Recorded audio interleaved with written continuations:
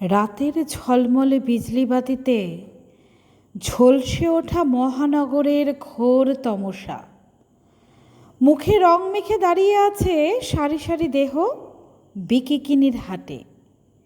বিক্রি হচ্ছে চড়া দামে স্তন, নিতম্ব, গায়ের রং।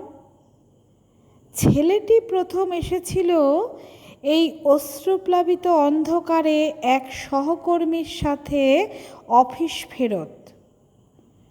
ছেলেটি তখনও জানত না অন্ধকারেও এত অশ্রু, কেউ অভাবে, কেউ স্বভাবে, আবার কেউ বা নারী পাচার চক্রের বদান্যতায়। ভন্য সবাই অন্ধকার গলির। ধরো মেয়েটির নাম শ্যামা, হয়তোবা নিজেদের পেটের ভাত জোটাতে বাবা তাকে দিয়েছে বেচে। তখনও কুমারিত্ব ঘোচেনি তার। এই প্রথম মেয়েটির দেহ বিক্রি হলো অফিস ফেরত এই বাবুটির কাছে। একটা ছোট্ট খুপড়ি, দুটো অপরিচিত মানুষ, এক্কেবারে আনকোড়া।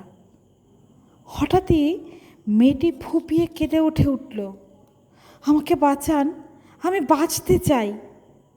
মেয়েটির কাতর অনুনয় আনকোড়া অফিস বাবুটিকে অবাক করল।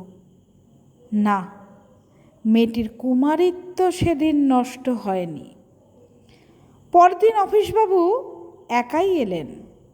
এইভাবে চলতে থাকলেও তার নিত্য যাতায়াত। মেয়েটির প্রতিটা দিন কিনল সে চড়া দামে। চলল বিশ্বাস অর্জনের খেলা মেয়েটির তথাকথিত মালকিনের কাছ থেকে। অবশেষে অফিসবাবুর অবদানে মালকিন মেয়েটিকে তার সাথে ছেড়ে দিলেন একদিনের জন্য। তাদের দীর্ঘ প্রতীক্ষা পরিণতি লাভ করল। ভালোবাসার চিরস্থায়ী বন্ধনে আবদ্ধ হলো দুটি মন। মহানগরের অন্ধকার গলি পেল আলোর ঠিকানা।